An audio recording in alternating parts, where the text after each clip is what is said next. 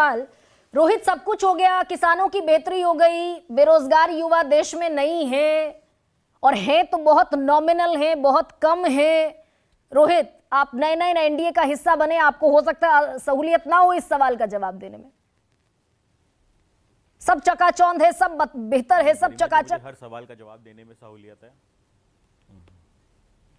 गरिमा जी, मुझे हर सवाल का जवाब देने में सहूलियत है, क्योंकि हम देश की जनता के लिए काम करते हैं। हम एनडीए का हिस्सा हों या हम इंडिया का हिस्सा हों, इससे हमें फर्क नहीं पड़ता, क्योंकि अगर हम विपक्ष में होते हैं तो हम सड़कों पर संघर्ष करते हैं, और जब हम सरकार में होते हैं तो हम सदन में संघर्ष करने का काम करते हैं, और सदन में कानून बनवा के अपनी जिम्मेदारी को समझते हुए उस मुद्दों को एड्रेस करने का काम करते हैं। तो इसलिए मैं हर सवाल का जवाब देने के लिए मैं अपने आप को सक्षम समझता हूं और अपने आप को जिम्मेदार भी समझता हूं। तो रोहित जी, दूसरी बात आपने कही कि किसानों का भला हो गया, तो नहीं, मैं बता रहा हूं। देखिए, जिस तरीके से चौधरी चरण सिंह जी का सम्मान हुआ भारत रत्न देके, वो दिखाता है कि करोड़ों किसानों का सम्मान हुआ। और खुद प्रधानमंत्री जी ने कहा कि वो चौधरी चरण सिंह जी की विचारधारा पे आगे बढ़ना चाहते हैं, वो मजबूत करना चाहते हैं चौधरी चरण सिंह जी की विचारधारा को। तो ये क्या दर्शाता है कि वो किसानों के हित में काम करना चाहते हैं। जब कांग्रेस सरकार गई थी, तो कांग्रेस सरकार जिस साल में गई है 2014 में, तब से लेके आज का अगर आप एमएसपी देखो धान का, तो लगभग 62% वृद्धि हुई है, और गेहूं का देखो तो लगभग 66% की वृद्धि हुई है। तो ये भला ही हो रहा है। गन्ना किसानों की अगर मैं बात कर लूं तो करीब 2 लाख करोड़ रुपए का भुगतान हो चुका है 2017 से लेके 2024 तक उत्तर प्रदेश के अंदर।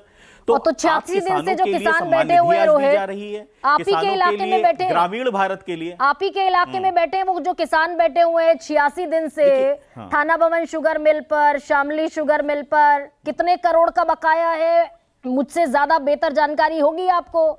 शुगर मिल पेमेंट नहीं कर रहे किसानों को, नकदी की फसल है गन्ना, जानकारी है। 14 दिन की टाइम लिमिट है, साल भर से पेमेंट नहीं हो रहा है। ये भला हुआ किसान का। गरिमा जी, मुझे बेहतर जानकारी है। जहां पे 3-3 साल से लोगों को पेमेंट नहीं होता था, वहां पे अगर करंट वित्तीय वर्ष का पेमेंट अगर कुछ पेंडिंग है, वो भी कुछ चीनी मिलों के अंदर, आज 110 चीनी मिलें अगर उत्तर प्रदेश के अंदर कहीं ना कहीं चल रही हैं, तो ये इनकी सरकारों में, तो जो विपक्ष की सरकारें थी उसके अंदर तो क्या हो रहा था, चीनी मिलें बिकने का काम हो रहा था। तो किसानों का भला तो हो रहा है ना, तभी तो खाली करंट वित्तीय वर्ष का अगर थोड़ा बहुत पेमेंट कुछ चीनी मिलों का अगर डिलेड है। हम जब विपक्ष में थे तो हमने चिट्ठी लिखी, कई करोड़ का बकाया है और सदन के अंदर भी हमने उसको पूछने का काम किया था सरकार से। खुश है तो बॉर्डर पर क्यों जमा हुआ है? 700 करोड़ रुपए का बकाया है, 700 करोड़ रुपए का बकाया है चीनी मिलों का उत्तर प्रदेश के अंदर। वही तो ये तो सुप्रीम कोर्ट की गाइडलाइन है कि 14 दिन में होना चाहिए पेमेंट, आप इसको भी ओवरलाइन कर रहे हैं। हाँ, बिल्कुल। तो ये नहीं, सुप्रीम कोर्ट की तो गाइडलाइन इनकी सरकार में भी थी ना।